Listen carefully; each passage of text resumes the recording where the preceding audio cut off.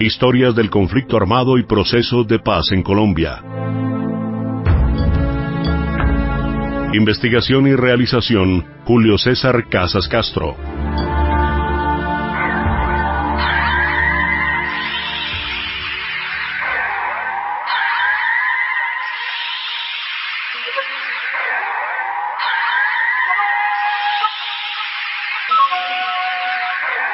A los grupos de narcotraficantes de la primera parte de la década de 1970, presentes sobre todo en Medellín y el centro del país, en parte antiguos contrabandistas, y de los que serían exponentes Pablo Escobar, su primo Gustavo Gaviria, los hermanos Ochoa y Griselda Blanco, sobreviviente de la primera etapa en Antioquia, Carlos Leder en Armenia, Gonzalo Rodríguez Gacha en el centro del país, Miguel y Gilberto Rodríguez Orejuela, José Santa Cruz Londoño, Elmer Herrera y los hermanos Henao en el Valle del Cauca, y José Abello en la costa atlántica.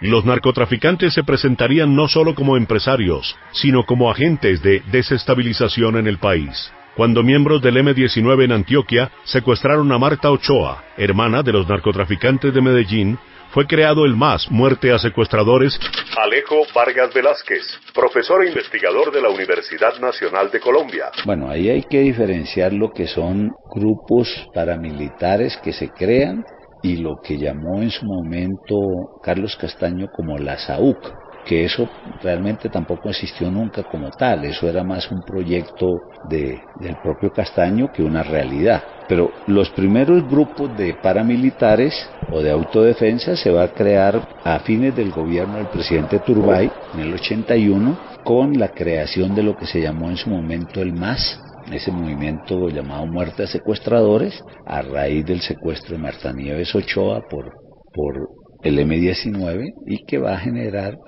una ofensiva de ese MAS en cooperación con organismos de seguridad del Estado contra estos grupos.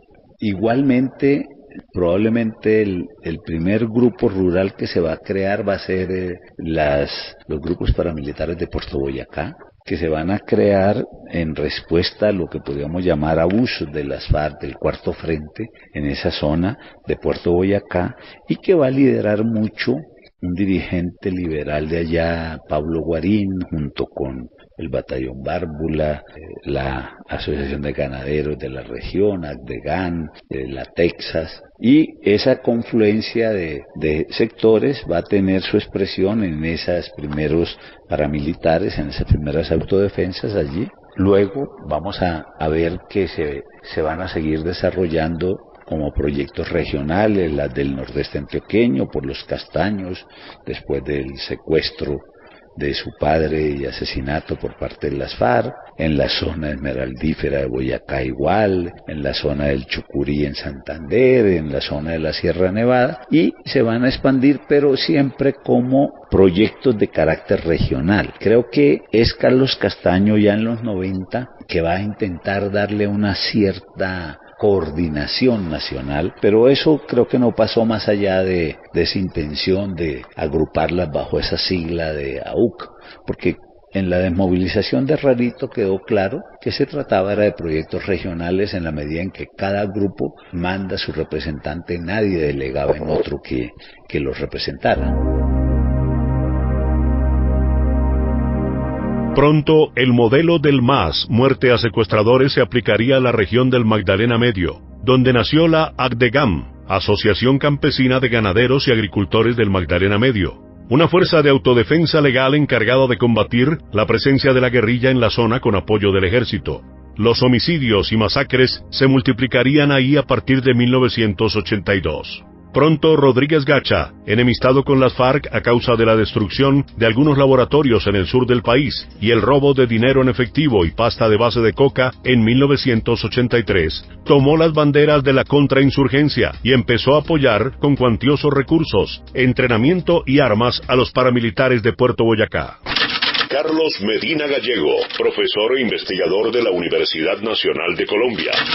En 1993 muere Pablo Escobar, pero resulta que hay dos cosas que se han producido ahí. El cártel de Cali ha financiado la campaña de Ernesto Samper Pizano, a espaldas, de frente, como quiera hablarse, como lo debe investigar la justicia, pero hay un cuestionamiento de la legitimidad del gobierno de Ernesto Samper Pizano. Y Ernesto Samper Pizano va a gobernar 1994 al 98, y es una época de profunda crisis de legitimidad. Entonces, y en el 93, el cártel de Medellín, o lo que quedó del cártel de Medellín, considera que es el cártel de Cali quien va a gobernar. Y entonces se abren a una guerra contra el cártel de Cali. Y se define allí un pacto, que es el pacto por la refundación del Estado y la toma del poder por los paramilitares y los narcotraficantes del cártel de Medellín. Y en el 93 está en la gobernación el gobernador Álvaro Uribe Vélez, que posteriormente irá allá. En el 93 hay un pacto y ellos plantean esto, hay un pacto. Cuando yo planteé esta tesis, a partir de las conversaciones que había tenido con Rodríguez Orejuela en la cárcel de la Picota, había una redefinición allí clara de la estrategia del cártel de Medellín y el narcotráfico. Era que se habían propuesto llegar al Estado, tomarse el Estado, ajustar el Estado y colocarlo en consonancia de la legitimación y legalización de sus intereses. Para eso debían organizar el paramilitarismo fragmentado que había. Y entre 1993 se plantean el proyecto en 2010-2019, que es el proyecto de llegar al poder en el 2010 y haber transformado la institucionalidad del Estado en el 2019 y consolidarse en el poder de ahí en adelante. Ese pacto debía comenzar por fusionar las fuerzas paramilitares, y entre el 93 y el 97 se generaron los acercamientos para que todos los grupos paramilitares dispersos confluyeran en una conferencia nacional y en una confederalización. Y se forma en el 97, en julio del 97 tal vez, se forma las Autodefensas Unidas de Colombia. Las Autodefensas Unidas de Colombia van a constituir el pie de fuerza militar. Las Convivir vienen antes, vienen durante el gobierno de... Sí, pero además está el presidente también Ernesto Samper Pizano.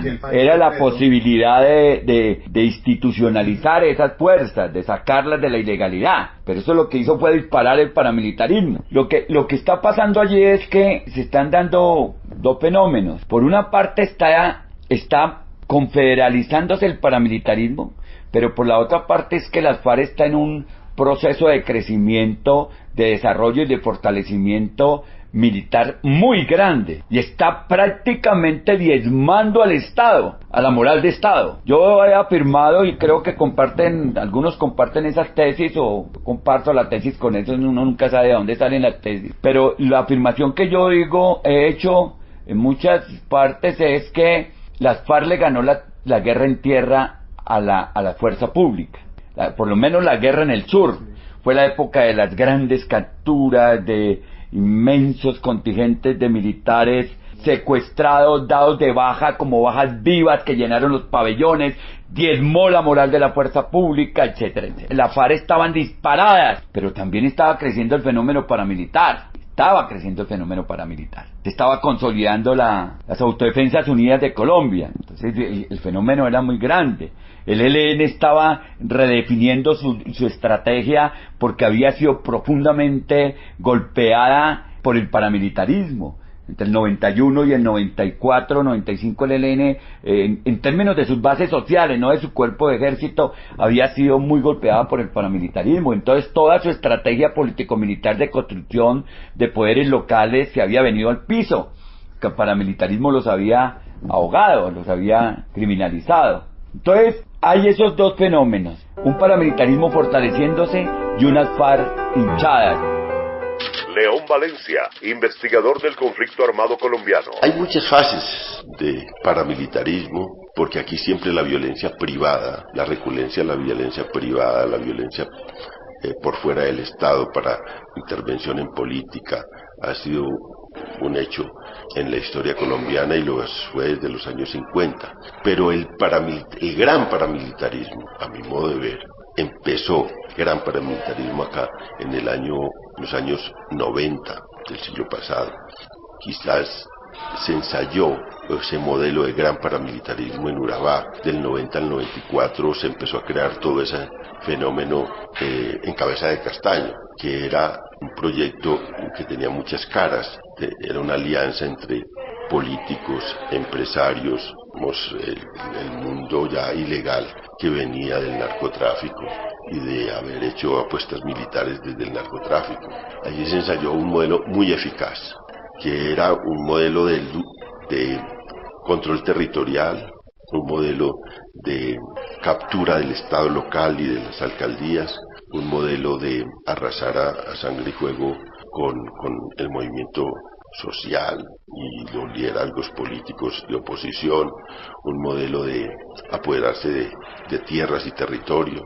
Y ese modelo se exportó al país. Primero eso tuvo un punto de llegada, ese modelo, y es recoger a los distintos grupos que habían hecho paramilitarismo y experiencias paramilitares en muchas partes del país en una estructura nacional, la Junta de Defensas Unidas de Colombia.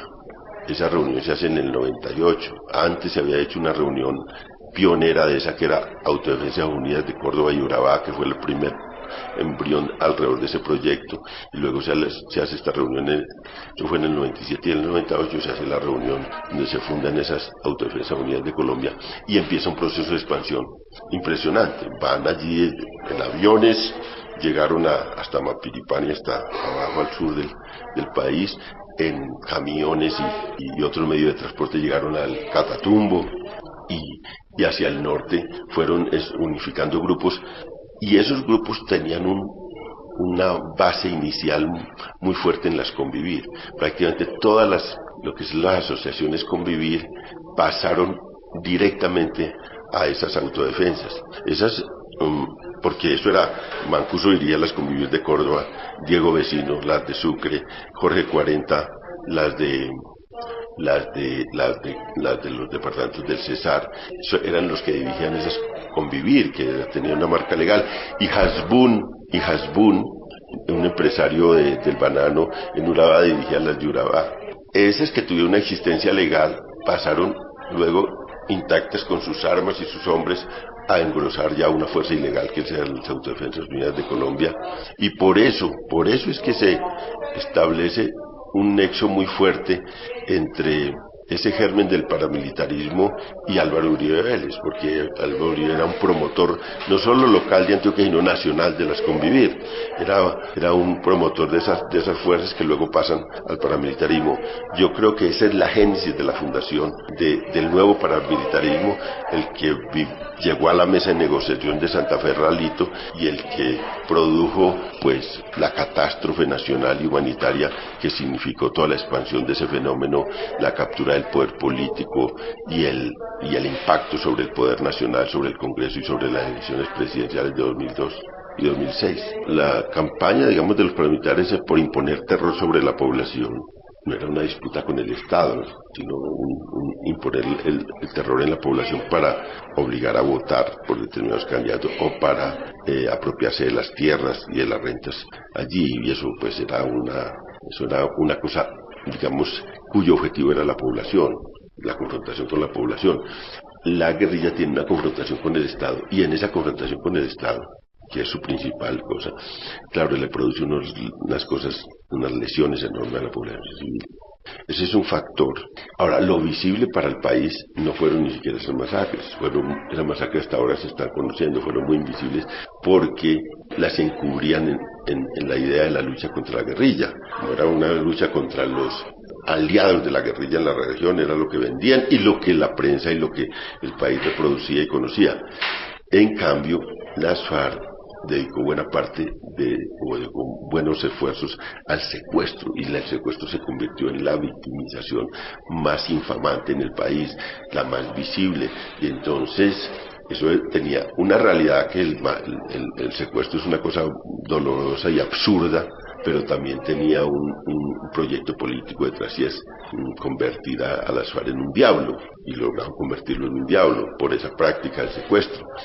Pero claro, entre el secuestro, que es una cosa infamante y una cosa repudiable, y las masacres, pues hay una distancia. Las masacres es miles de personas muertas, pero miles y miles de personas muertas de la forma más atroz.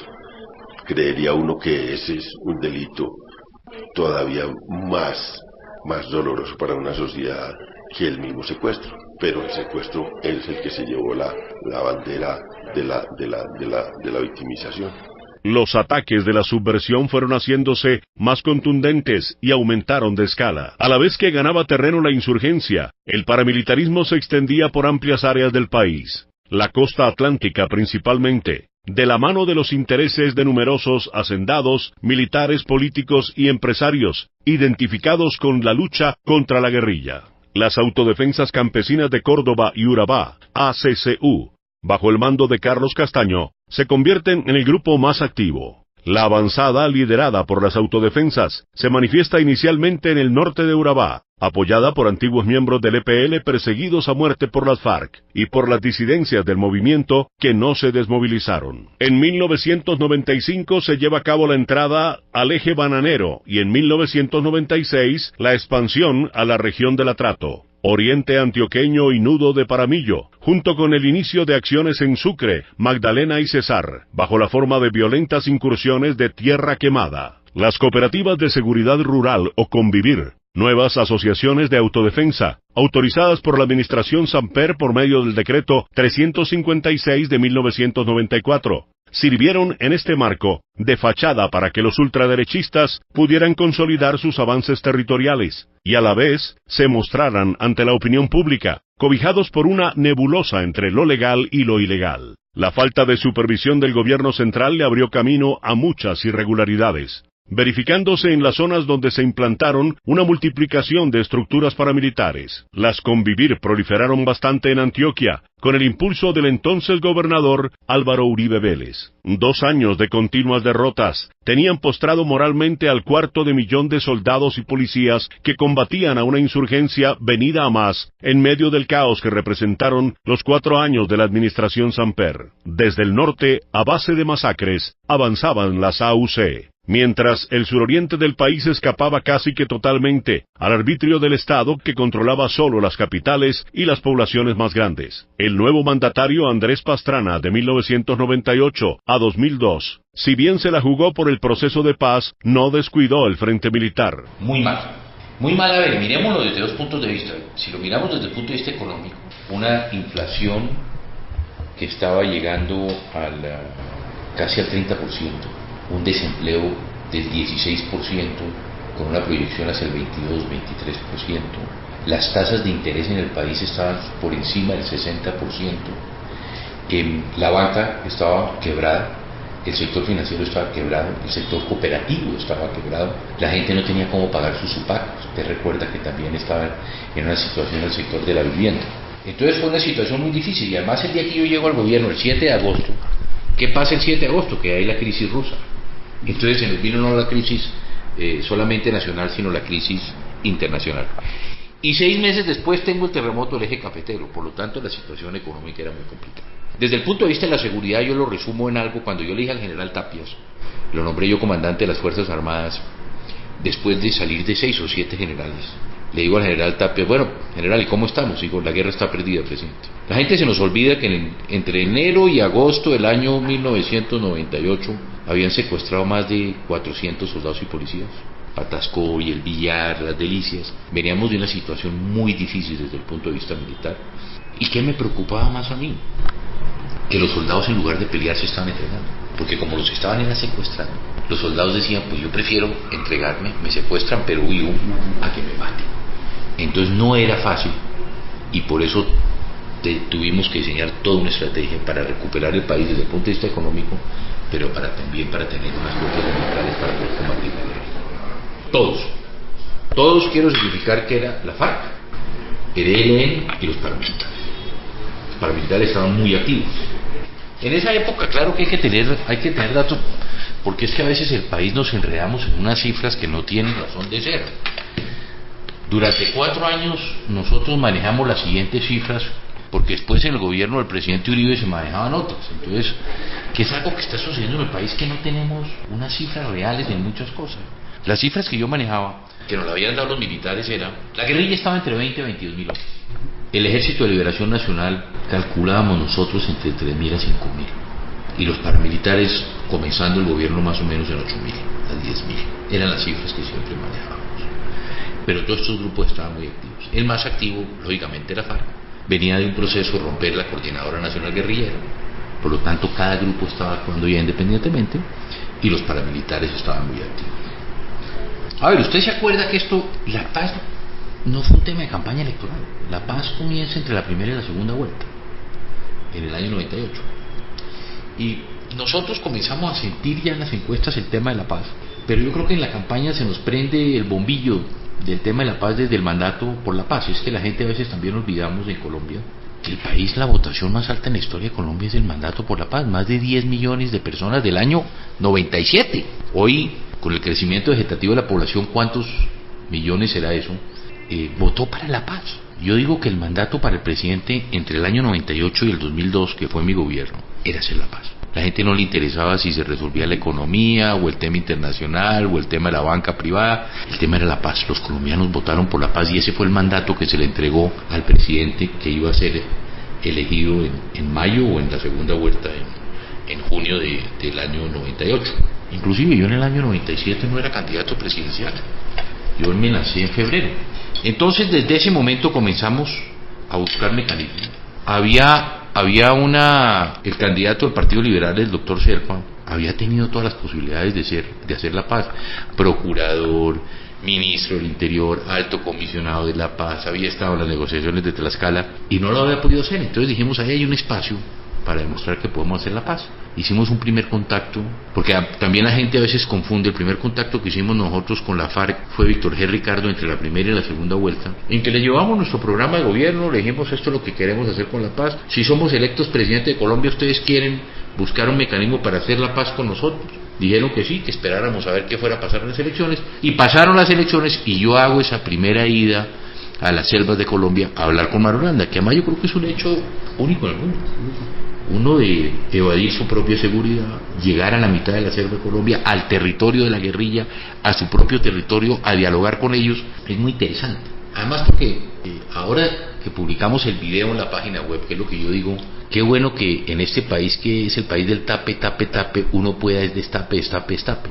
Qué bueno poder tener la tranquilidad de decir, mire, esto fue lo que yo hablé con Mario Orlando. La gente a veces dice, bueno, pues que Pastrana, ¿por qué el presidente estaba sonriendo? Es que la gente no recuerda de dónde veníamos. ¿De dónde veníamos nosotros? El presidente Gaviria, el ministro del Interior de la Calle y el ministro de la Defensa habían bombardeado a las FARC cuando estaban en la mesa de negociación. Y a mí el propio tiro fijo me dijo, oiga, presidente Pastrana, ¿y yo por qué voy a creer con usted? ¿Por qué voy a creer otra vez en el Estado colombiano? La última vez que yo me senté con el Estado colombiano nos bombardearon, estábamos negociando, ¿qué credibilidad podíamos tener? Entonces mi primer objetivo era recuperar la credibilidad de las FARC para volverlos a sentar en la mesa.